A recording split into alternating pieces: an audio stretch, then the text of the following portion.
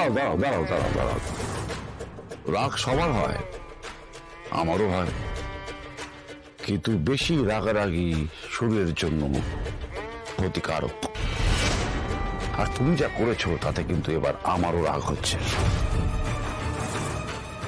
আমায় যেতে দাও কিঙ্কর। আমার এখনো কথা শেষ হয়নি মীনা ম্যাডাম। আমি খুবই ঠান্ডা মাথার মানুষ, সেখানে আমার রাগ হচ্ছে মানে বুঝতে পারছো তো বিষয়টা কতটা গুরুতর। আমি চট করে কাউকে জাজ করি না, কিন্তু তোমাকে এতবার বোঝানোর পরেও, এতবার সাবধান করার পরেও তুমি যেটা করেছো, তোমার অপর্ণাকে নিয়ে গা জ্বালা আছে বলে তুমি এ স্যারের সাথে বিশ্বাসঘাতকতা করবে, এটার কিন্তু আমি মেনে নেব না। বিশ্বাসঘাতকতা এ স্যারের সাথে? তুমি অপর্ণাকে সাহায্য করতে গিয়ে এটাই করেছো।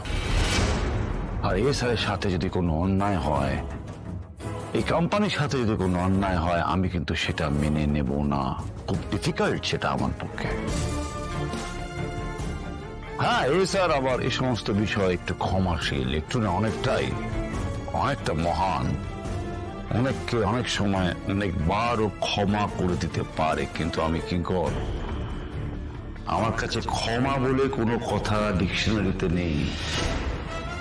আমি ওই সমস্ত ক্ষমা টমা করতে পারি না ম্যাডাম। আমার পদ্ধতি একটাই, যে যেমন তাকে সেভাবে জবাব দিতে হয়। তাও তোমার ব্যাপারে আমি অনেকটা কনসিডার করি, কিন্তু সবকিছু একটা লিমিট রয়েছে ম্যাডাম। তুমি আমায় ভুল বুঝছো কিঙ্কর। আমি কেন করছি, কি জন্য করেছি, তুমি বুঝতে পারছো না সেটা। আর এদিকে তুমিই বলো তুমি নাকি সবটা বোঝো, সবটা জানো। আমি কিচ্ছু বুঝতে চাই না। তুমি এই স্যারের সাথে এটা কেন করলে? সব ঠিক আছে ম্যাডাম, তুমি যদি কাউকে খুন করতে ন্যায়সঙ্গত কারণে, আমি বন্ধু হয়ে তোমার পাশে দাঁড়াতাম, কিন্তু তোমার জন্য আমাদের কোম্পানি আর এই কোম্পানি আমারও কিঙ্কর, আমারও। আমি এতগুলো বছর ধরে এই কোম্পানির জন্য সবটা করেছি। আমি এই কোম্পানিকে নিজের ভেবেছি, আর এই কোম্পানি আমাকে আজকে কোণঠাসা করে দিয়েছে, আর সবটা ওই একটা মেয়ের জন্য। আমি সেটা মেনে নিতে পারছি না কিঙ্কর। এসব অজুহাত এখানে চলবে না ম্যাডাম। অজুহাত? কিসের অজুহাত? আমার বাবা একটা কথা বলতেন কিঙ্কর, বলতেন যখন রাগ হবে তখন 1 থেকে 10 অবধি গুনবি।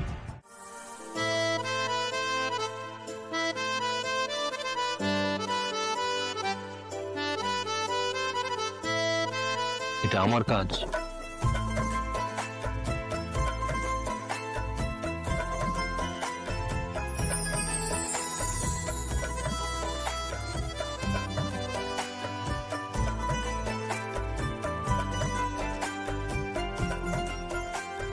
বলো কোথায় যাবে?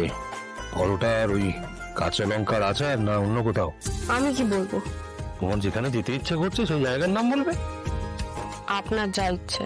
এরে, তো আমাকে টেনশনে ফেলে দিলে। আপনার ইচ্ছে আমার ইচ্ছে। না, আমি যেখানে নিয়ে যাব সেই জায়গাটা তোমার পছন্দ হবে কি হবে না। আপনি এখনো অবধি আমাকে যে সমস্ত জায়গায় নিয়ে গেছেন, সব জায়গাতে গিয়ে আমার অবাক লেগেছে। তাই আপনাকে আমি চোখ বন্ধ করে বিশ্বাস করতে পারি। আচ্ছা, আমার তো অবাক হতে খুব ভালো লাগে। এমন কোনো একটা জায়গায় আজ হয়তো যাবো যেখানে আগে গেছি, অনেকদিন যাওয়া হয়নি, বা নতুন কোনো জায়গা যেখানে কোনোদিনই যাওয়া হয়নি। কি হলো থামলে কেন? বলো না, অনেকদিন তোমার কথা শুনিনি, একটু শুনি, বেশ লাগছে। না বললে তো হবে না, এখন যেতে হবে। যেতে হবে মানে? হ্যাঁ, আমরা তো যাবো। কোথায় যাবে? বাড়ি? না না, অফিসে যেতে হবে।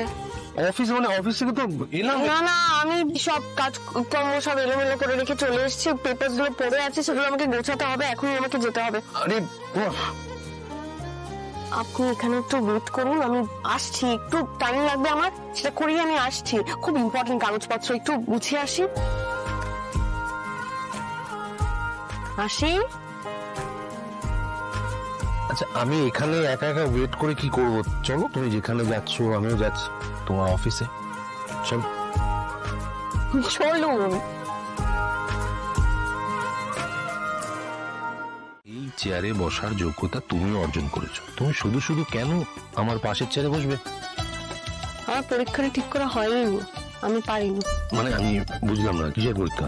কারণ কেউ তো জানতো না যে ওই রাত্রেবেলা গরম গরম কফিটা যদি না পেতাম তাহলে আমার মাথাটা ঠিক করে কাজই করতো না। কফি? আমি কোন কফি? আমি জানি না। তারপর টেবিলের ওপর রাখা পেন ড্রাইভ, তারপর পাসওয়ার্ড, সেগুলো না পেলে আমি কোম্পানির অ্যাসেটের সম্বন্ধে কিছু জানতাম না। আর অ্যাসেট গুলো যদি না পেতাম তাহলে আমি লোনের জন্য অ্যাপ্লাইও করতে পারতাম না, তাহলে আমি লোনটাও পেতাম না। কিন্তু লোন তো তুমি পেয়েছো।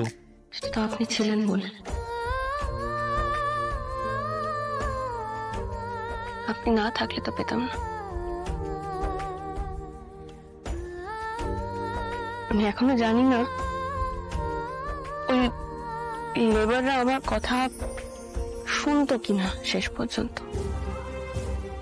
কারণ তার আগে আপনি চলে এসেছিলেন।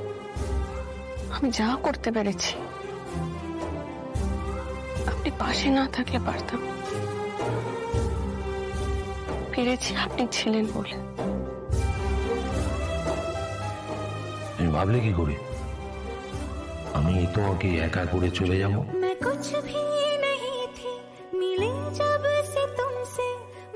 কোনদিন যাবো না। আমি তোমার পাশে ছিলাম, আছি, সারা জীবন থাকবো।